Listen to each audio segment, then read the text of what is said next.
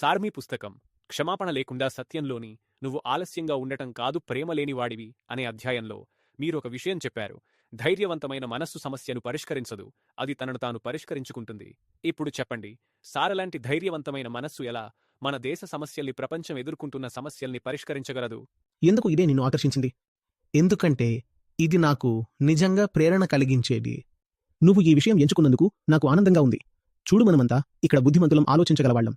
అలాంటి వాళ్లు సమస్యల్ని పరిష్కరించడంలో మంచివారు. నిజంగా చెప్పాలంటే నువ్వు ఈ విషయాన్ని ఈ ప్రేక్షకుల ముందు తీసుకురావడం నాకు కృతజ్ఞతగా ఉంది. సాధారణంగా నీవు ఈ హాల్లో ఉన్నావంటే నీవు సమస్యలు పరిష్కరించడంలో మంచివాడివి. అదే బుద్ధికి ఉన్న పని. అది బయటి సమస్యను గుర్తించగలదు, ఆ సమస్యను ఎలా పరిష్కరించాలో దానికోసం ఒక లక్ష్యాన్ని కూడా తెలుసుకుంటుంది. ఒక సమస్యను ఊహించు. సమస్య అంటే ఏమిటి? అది ఒక పరిస్థితి. మరి పరిష్కారం అంటే ఏమిటి? అది ఒక పరిస్థితే. కాని ఈ రెండింటినీ కలిపేది కోరిక. నీకు ఈ పరిస్థితిని నీ ఇష్టం వచ్చినట్టు మార్చగలిగితే అప్పుడు నీవే చెబుతావు సమస్యకి పరిష్కారం దొరికిందని. కాని నీవు నీ సమస్యలను నీతోనే పరిష్కరించడంలో మంచివాడివి కాకపోవచ్చు. అక్కడే ఇంకొకటి అవసరమవుతుంది. అది బుద్ధి కంటే మించినది. ఈ సందర్భంలో నేను దాన్ని ధైర్యం అని పిలుస్తున్నాను. దీనికి ఇంకెన్నో పేర్లు ఉండొచ్చు.